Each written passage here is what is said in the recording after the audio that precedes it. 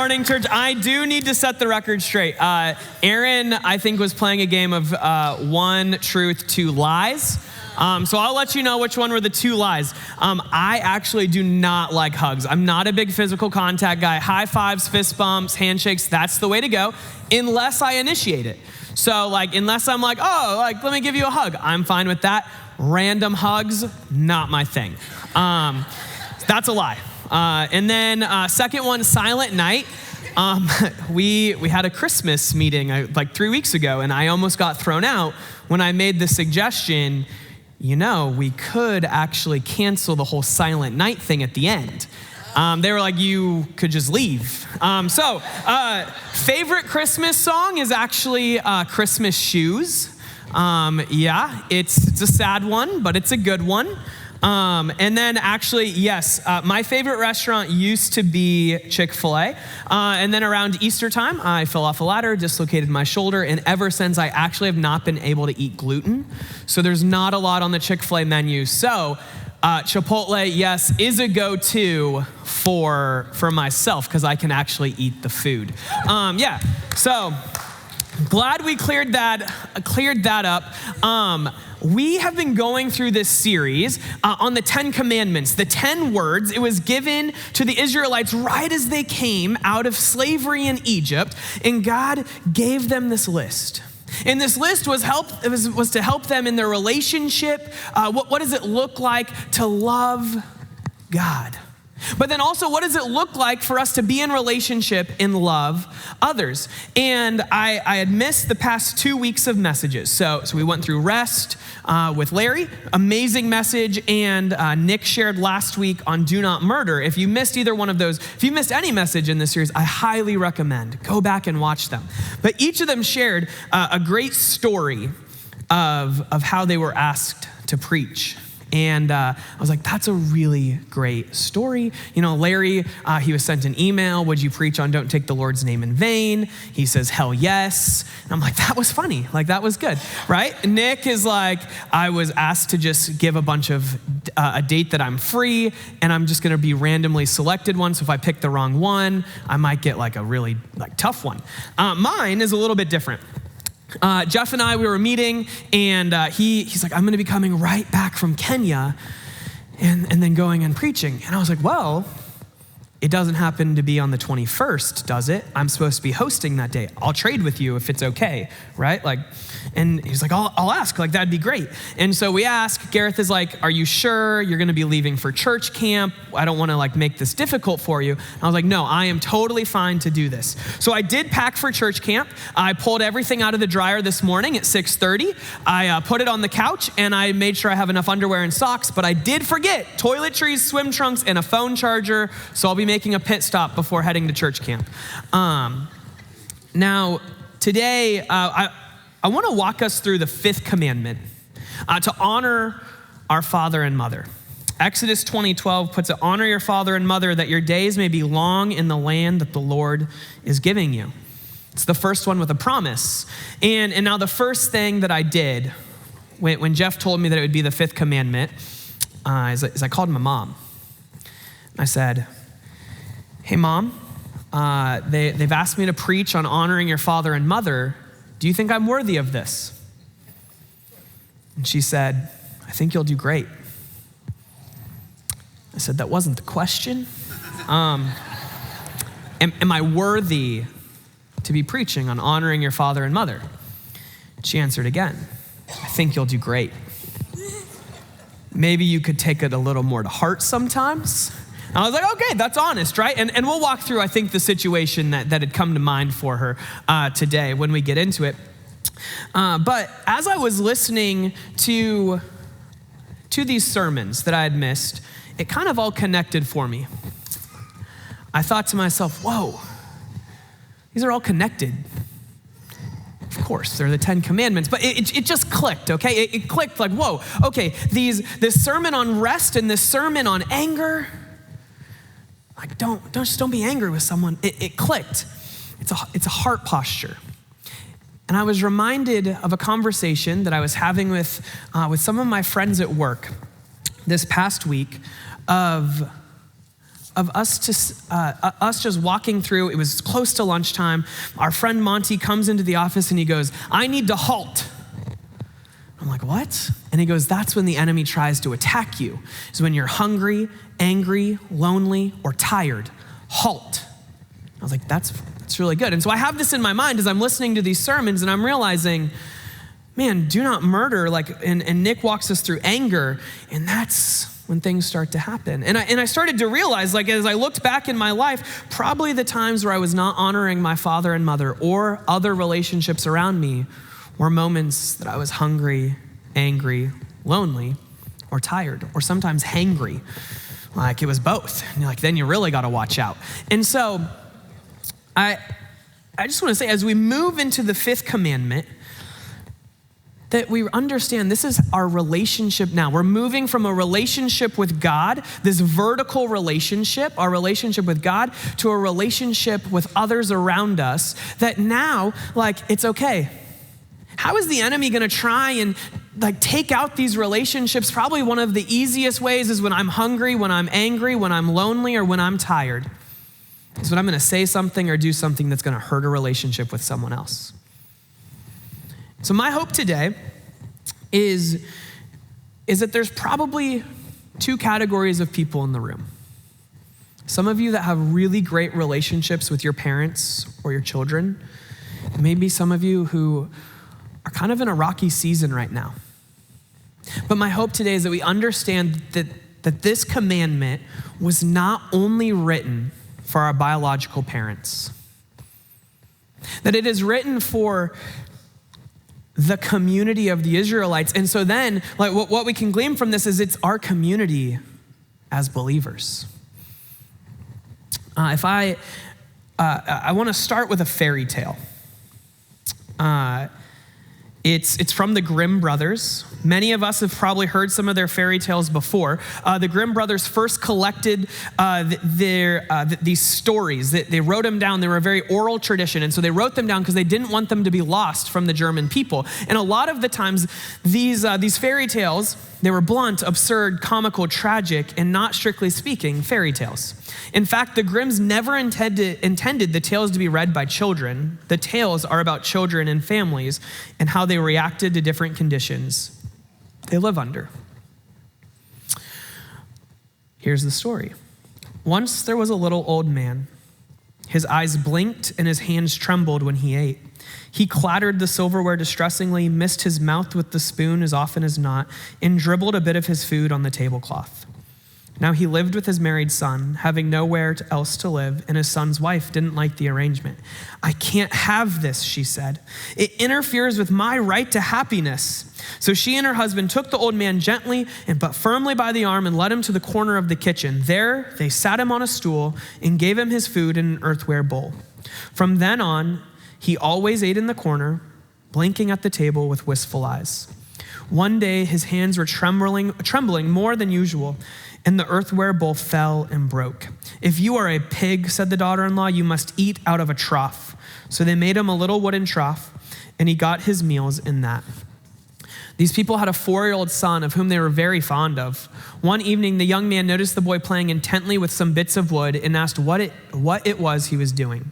"I'm making a trough," he said, smiling up for approval, "to feed you and Mama out of when I get big." The man and his wife looked at each other for a while and said nothing.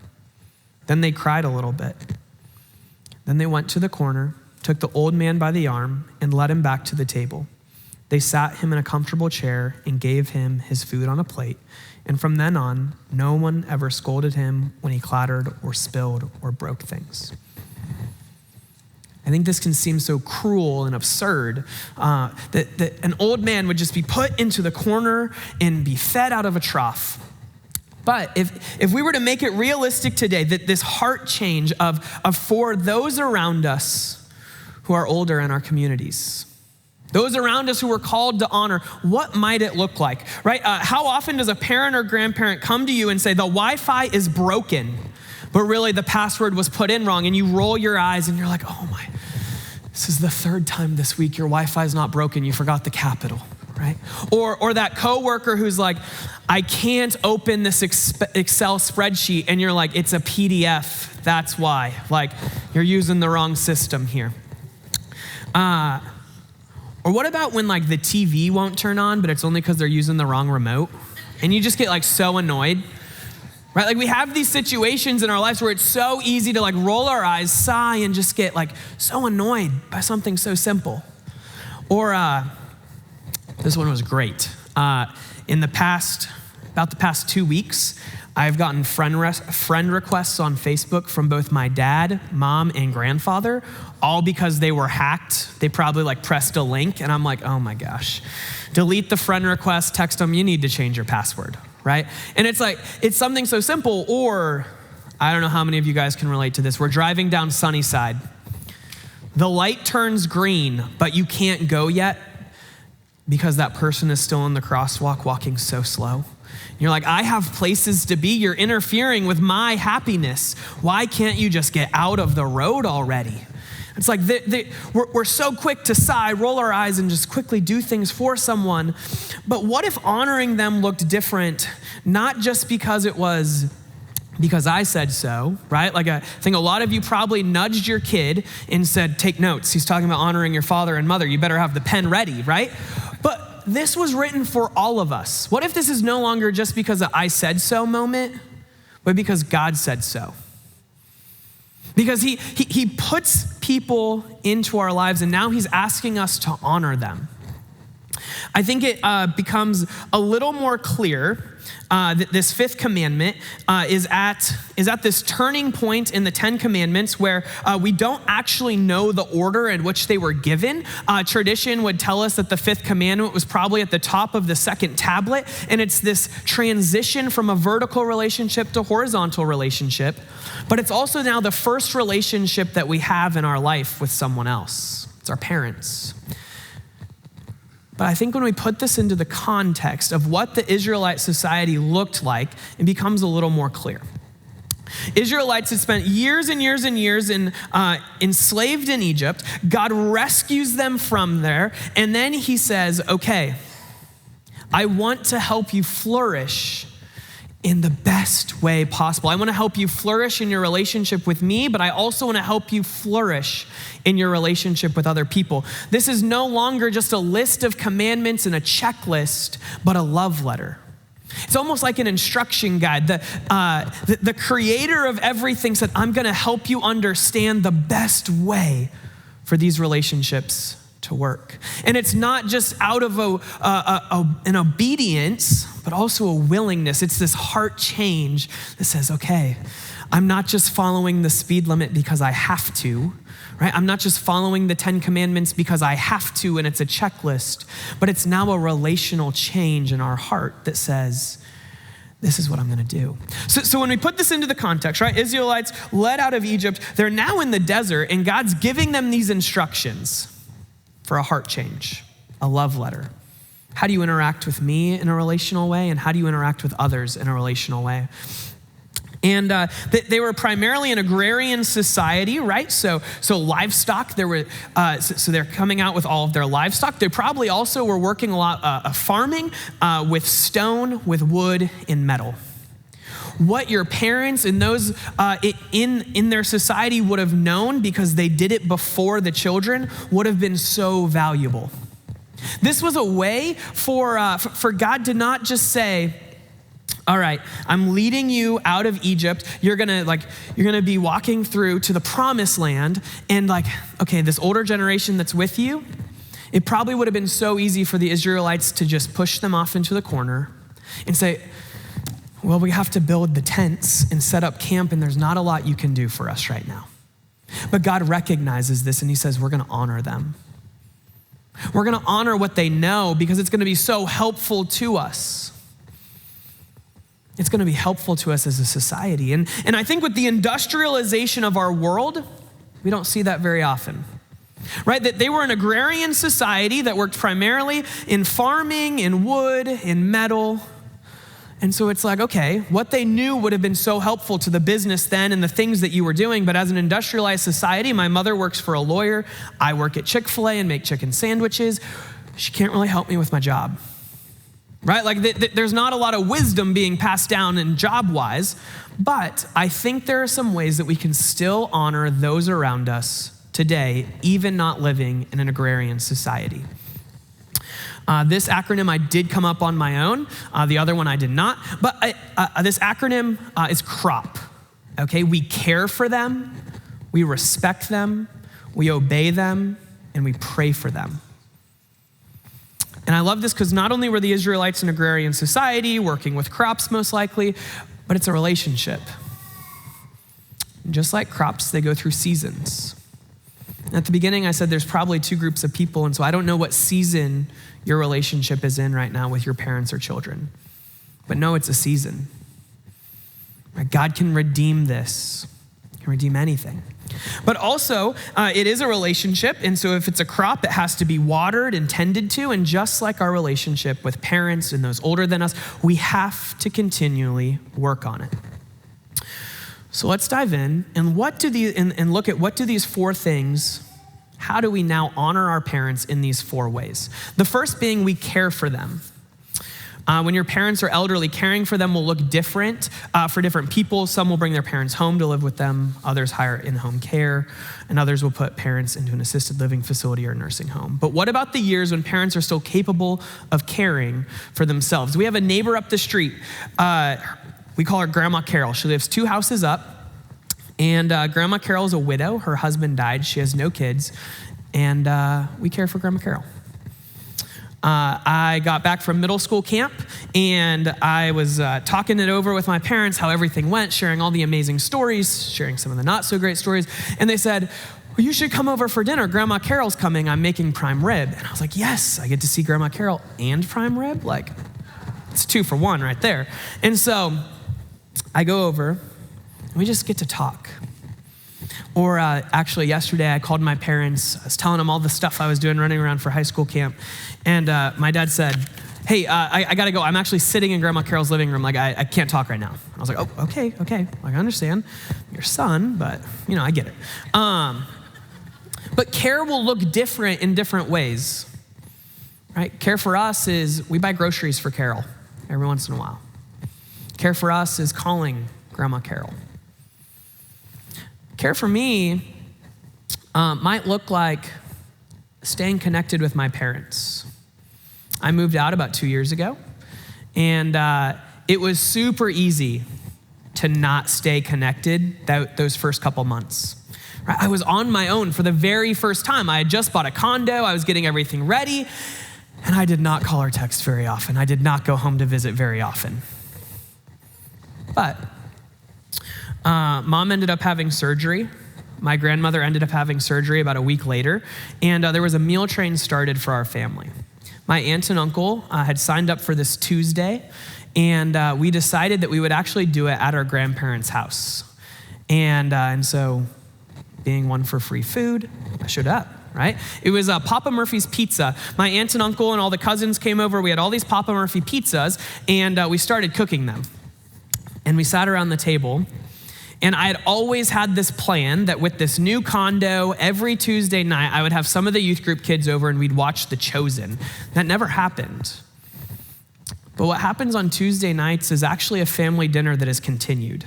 We left that first dinner and we said, this was really great getting everyone together, not just on Christmas and Easter, but just every Tuesday. We can do this. This is easy. If we just make it a standing date and time, we can show up to this. And so it was so easy to stay connected.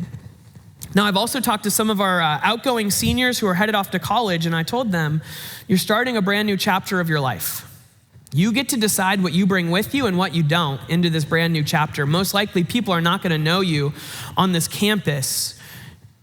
That also means your relationship with your parents. You can decide to bring it with you or not. Now, once again, this isn't just a message for our young people, right? The person that you elbowed to tell them to take notes. How are you caring for your parents or those older than you around you in your community, in the community of our church? If If your parents don't like technology or are confused by it, maybe you write letters or send pictures. You talk on the phone rather than texting. In 1 Timothy, Paul is writing to Timothy. Timothy, he actually calls his son and his son of the faith. Throughout all of Paul's letters, we see a lot of familial language. That honoring our father and mother is not just our biological parents, but it's those in our community who are older. And he's writing to Timothy, who it's believed Paul's on one of his missionary journeys, and he says, I hope to visit you one day, but if I don't, I need to give you these instructions on how to lead this church in Ephesus. And so he wants people to know how to conduct themselves in God's house. In the community of believers, all of chapter 5 deals with the relationship with the family themselves, though. In 1 Timothy 5:8, he says, but if anyone does not provide for his relatives, and especially for members of his household, he has denied the faith and is worse than an unbeliever. I want us to remember that providing for our parents does not mean paying their bills or buying them groceries. If your parents can provide their basic needs, you can provide emotional support by staying connected. We also see that our parents are not just those that we grew up with. Paul's writings are full of that imagery that compares the body of believers to a family. So then the second thing we do to honor those around us, might be older, is we respect them. There's this story in Genesis 9. It's after Noah and his sons have exited the ark. Noah plants a vineyard and he makes some wine and he has a little too much to drink and he falls drunkenly, he passes out in his tent naked. And his younger son, his youngest son Ham, identified as the father of Canaan in verse 22, saw his father's condition. So he walks into the tent, he sees his father's condition, and this is what he does. He leaves the tent, he runs to his two older brothers, and he says, guess what I just saw? Dad, naked in the tent. Now, this is scandalous at this time. It would have been so scandalous to see your father naked. It's still a little scandalous today. But this is even more to these people.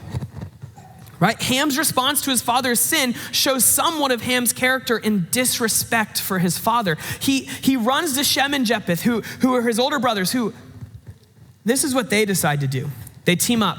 They grab a cloth and they drape it over their shoulders together and they back into the tent. And I imagine they kind of found his leg a little bit probably, as they're backing in, and they throw it over him. They cover his naked body. Now Noah, he wakes up and he understands what he probably heard about what had happened, right? He hears that his youngest son had disrespected him, that his younger son had dishonored him. Now, did Ham intend to dishonor Noah? The following verse, Genesis 9:25, implies that he did, resulting in Noah's curse actually on Ham's descendants. Some suggest that Ham's sin was failing to help his father by covering him. Instead, Ham went to tell others what he had seen. So if we respect our parents, as we grow older, we also get to decide what we tell about them, the stories that we share. Now, I have probably a lot of stories that I could share, right? And I'm not going to do that. And my parents have a lot of stories that they could share about me too. Right? But as we grow older, we have these opportunities to show our parents respect. Now, this respect, of course, is actually not absolute. Children, as they grow older, are to weigh their parents' input. They're called to put their parents' input on a scale and weigh it against God's input. You see, sons and daughters are also called to respect the living God. They're also called to honor God, to obey the first commandment, you shall have no other gods before me, not even your parents. A few years back, the church went to Jordan, and Jenny Gilpin had come to me and she said, Jordan, we have a few extra spots. We're looking for some younger people to go. And I had actually been hearing the announcements and I was like, this sounds like a really great opportunity. I would love to go. I'm feeling a little called to it. But there was an issue. We had a family trip planned. We were going on a cruise, and it was at the exact same time as the Jordan mission trip. And that same exact day, that Jenny had told me, I got home. And this was about the time where COVID was like almost out the door, but like still had a foot in. And so like there were still mandates for cruise ships. Not many, but there still were. And my parents were trying to decide, is this something, like we can put this off and we can wait and have the full experience, or we can go and still have some of these mandates in place. And so they brought it up to us. Actually, that same exact day, it's when I got home from church, I walked in, they're in the kitchen, and they said, Jordan, let us ask you something. Would you be okay if we postpone the cruise? I said, yes. That would be fine. Actually, I just like was asked invited to go on this Jordan mission trip, and like I've been hearing about it, and I would love to go, and I feel like it would be an amazing opportunity. So we decided to postpone it.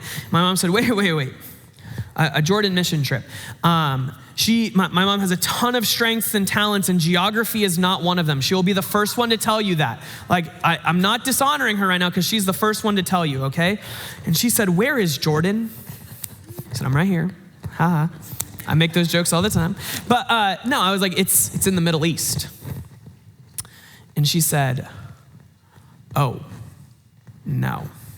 I don't want you to go on this. I don't think you should be going. And I was like, I hear you, right? I understand that there's some concern here, but I'm really feeling called to go. I went. She told me she wasn't a fan. Please consider not going. She feels uncomfortable with me going. And it was strange because most of the time when I traveled, she was fine with it. I'd spent all of 2018 traveling every weekend for the Boy Scouts of America, being picked up by strangers that I'd never met that were also in the Boy Scouts, and she was fine with this.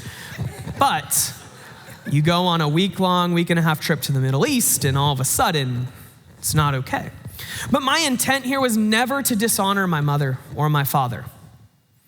Right? I weighed their opinion. I respected what they had to say. I understood it.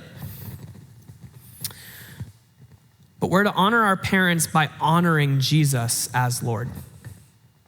As Lord of my life, Jesus now has the last word over my decisions about my life's work, values, goals, way of life, and self-perception. This can get a little difficult. If one's parents don't believe, don't accept the lordship of Jesus, a child who does is put into a painful situation. In such a case, parents may get hurt, for the child is called to respect the input of his or her Lord and the input of his or her parents. But absolute respect is given only to the Lord himself. So then the third way that we would honor those older than us in our community is to obey them. We read in Proverbs 6:20-21, my son, observe the commandments of your father, and do not forsake the teaching of your mother. Bind them continually on your heart. Tie them around your neck. The Apostle Paul, commenting on the fifth commandment, writes, children, obey your parents in the Lord. He adds this, in the Lord, right? Because absolute obedience is also only to God. When I have to make a major decision, there's a few people I call. Right? I want to seek some wise advice. I call my parents. I call my best friend Sid, who lives in Virginia, and then I call my work mom. We call her my AM mom, and then my mom is my PM mom, because in the mornings I see my AM mom, Michelle. They're actually sitting together right now. My AM and PM mom are here. And so these are the people I call when I need to make a major decision. When I have something going on, these are the people I call, and I get advice. And there's times that I don't always follow what they say. I think you should do this. I take it into consideration. Right? But the absolute obedience that I have will always be to God. Obeying and honoring pleases God because it honors God's ordering of human life. God has placed the elderly in a place of authority on God's behalf, with the understanding that our absolute respect and absolute obedience is only to God. Paul says in Romans that disobeying parents is an expression of the fallen world. In Romans 1:28 through 30, he says, "And just as they did not see fit to acknowledge God any longer, God gave them over to a deprived mind to do those things which are not proper, being filled with all unrighteousness, wickedness, greed, evil, full of envy, murder, strife, deceit, malice. They are gossips, slanderers, haters of God, insolent, arrogant, boastful, inventors of evil, disobedient to parents." Okay, I've read this verse a few times through. I've done a few studies on Romans, doing actually another one right now, and it was like, I had never caught this, that Paul, in this writing to the church in Rome, he says, okay, here's gonna be like some things to watch out for. And he puts disobeying parents right up there with, let's see, greed, evil, full of envy, murder, slanders, haters of God. I never caught that. I was like, whoa, okay. So if I honor my parents by obeying them, right, in listening to what they have to say, but if I don't, Paul's like, this is just as bad as these other things. I'd never caught this before, right? Throughout all of the commandments, we see these words, and it's not just honoring those around us. When we honor others, we're actually honoring God as well. Right? When we have this heart change and we start to honor those other people around us, we honor God. I think that's why Paul puts it in there. He says, if you obey your parents, or if you don't obey your parents, here's what's happening.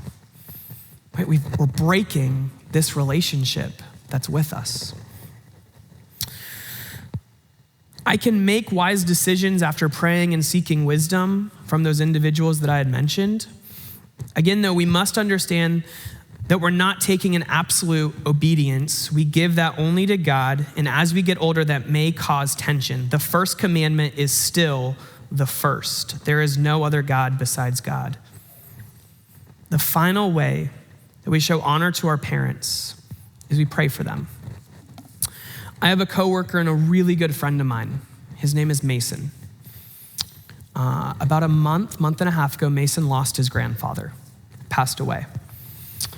His grandfather had been married, and so Mason's grandmother was a devout believer. They called her a prayer warrior. And when she married her husband, he was not a believer. And she had decided that she would pray and fast every Sunday to God, that her husband's heart would be softened, that he would come to know the Lord. She passed away. She never got to see her husband become a believer. Now Mason and his father and Mason's siblings, about a month, they would stay in contact with their grandfather. They would tell them that they're praying for him. About 3 weeks before he passed, they would text him. And they showed me the text, right? It was, "Grandpa, I'm praying for you. Know that God is knocking on your heart, and all you have to do is answer. He wants to give you peace." This is a man for almost his entire life was never a believer, and yet his son and his grandkids were continuously praying for him. About 3 weeks before he passed, Mason and his father were down in Roseburg, and his grandfather asked to have a salvation prayer prayed with him. He accepted Jesus as his Lord and Savior. And for the next 3 weeks, they continually prayed with him, read the Bible with him, and helped teach him. In Psalm 71:9, it says, "Do not cast me off in a time of old age.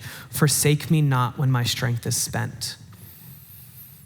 It would have been so easy to just cast their grandfather and to stop praying for him. To say, our grandmother has done this for years. There is no hope. There is no hope in this relationship that he will ever see the light and accept Jesus Christ as his Lord. It would have been so easy. They didn't cast him off in his old age when his strength was failing. They prayed even more. I think this is actually probably the most important one out of the four that we can do. right? To invite God into our relationship with those older than us around us, for our children, to pray to God, enter into this relationship, right? I'm gonna pray for you even if you do not believe, and I'm gonna let you know I'm praying for you. Right? I'm gonna let you know God is knocking on the door of your heart. It can feel so easy at any age to feel lonely. But older generations tend to feel this more isolated and purposeless.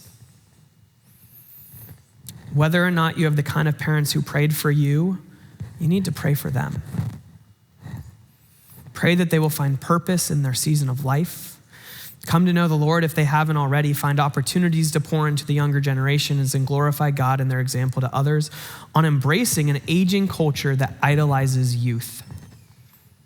Remember to let them know you're praying for them even if they don't agree with your beliefs or appreciate your prayers. Whether your parents reject the Lord or walk in his light, we can still pray for them. It's literally the most important thing we can do. In just a few moments, the worship team's gonna come back out and we're gonna sing a song. It's I Speak Jesus. We've talked today that these relationships with others are not just for our biological parents. Throughout most of the writings in the New Testament, we see a lot of familial language, that the community around us is also our father and mother, is our son and daughter. In between services, I had someone ask, well, my parents are no longer around, so what now? I said, you're the person we care for. You're the person we respect, you're the person we obey, the person we pray for. But also, you can still respect your parents even when they're gone. What stories are you sharing about them? What traditions do you still hold on to in memory of them? Right? We're gonna sing this song, I Speak Jesus. And it talks about, I speak Jesus over your family, over your situations. That is our prayer as a church. That no matter what the relationship looks like in your family, with your parents, with your children, we're gonna speak Jesus over it. We know that these relationships are for a season, that God can transform them. And so church, today we are gonna speak Jesus over those relationships and that we would honor those around us. Thank you.